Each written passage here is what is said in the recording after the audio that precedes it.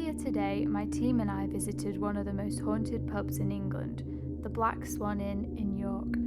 Built in 1417, it's full of history and is famous for its many ghost stories.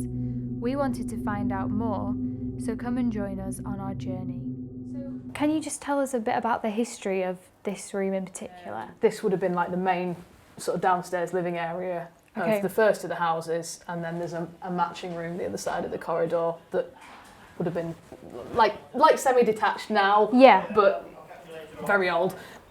That would have been the stable yard, because when this was, and at some point in history, and we don't know when, turned into a pub, it was a coaching inn. The York city centre was a lot sort of more compact then, so this wasn't really part of the centre, it was an outskirts sort of thing. There actually used to be, in this tiny little area, sort of this little crossroads, there were 5 pubs at one point. Wow. That's how big of a hub it was, because of that sort of London to York transport links. So there'd have been carriages and messengers and highwaymen and all sorts of famous story, of course, of Dick Turpin riding to York in one go with his horse. So underneath here is, apart from like newly added struts holding up the staircase, is what we use as a wine cellar. And what that is supposed to be is a passage underneath the road at the front to the church that's just off to the right as you go under. Wow. And that sort of goes with, there's some priest holes dotted around as well. So of course, when Henry VIII was busy burning monasteries down and generally being very angry with all the Catholics, this is where the passages and the priest holes came into play. Oh my gosh. So there's a story of, I think it was one of the cleaners telling us about the window down there. A visitor had taken a photo of the window and they'd seen like a monk in the corner of the window. Yeah. It's amazing actually how much we get sent to us quite a lot. People have taken pictures and there'll be like a reflection in the mirror that's not actually in the room. Or there'll be like someone in the window. Oh my gosh, that's so cool. Should we head upstairs and then go into these rooms? We'll show you.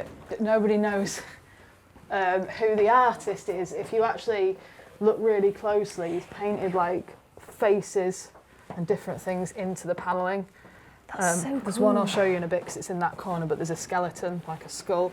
We don't know who the artist is. We want to find out who the artist is, but we only know his initials, and his initials are WWW, which makes it very, very hard to like, do a Google search.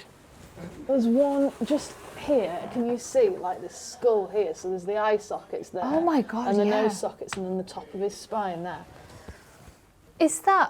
How is that? That's painted. So these are wood, but then these bits, it's not actually recessed. It's painted to look like it's circular. This is all just flat. But when he's done that, which was all he was supposed to be doing, so the story goes, he then added all these like faces and like, you know, there's another one there. And this is the same guy that painted that? All of it, yeah. Wow. So like one of the girls that works here tells me that she's absolutely convinced there's a plague doctor painted into one of these. I've never seen that one. But like quite often people say, oh, you know, did you know there's like a dancing bear, or did you know there's like a, like a procession of like soldiers? I'm like, no, I didn't know. There's so many of them.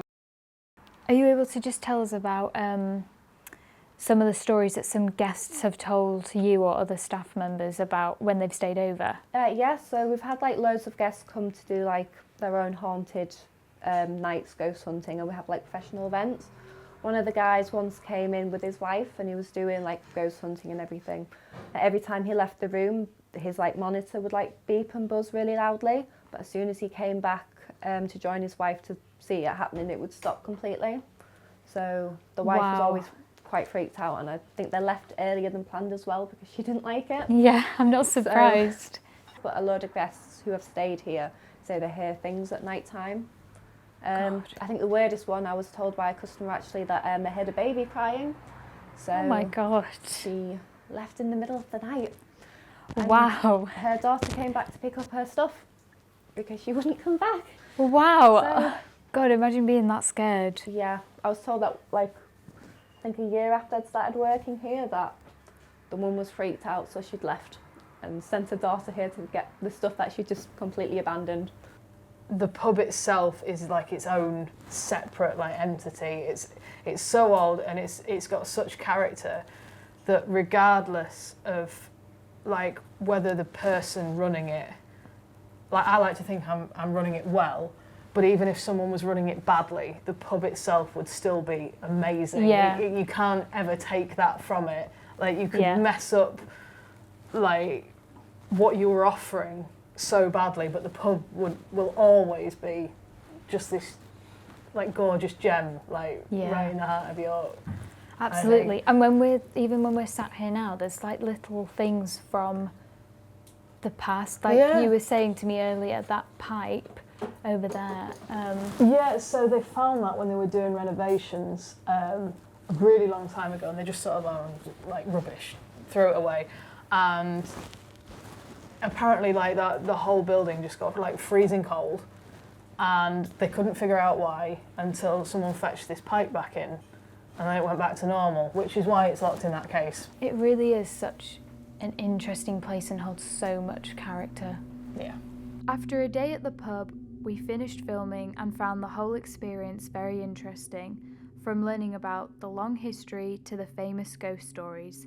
If only walls could talk, I wonder what they would say.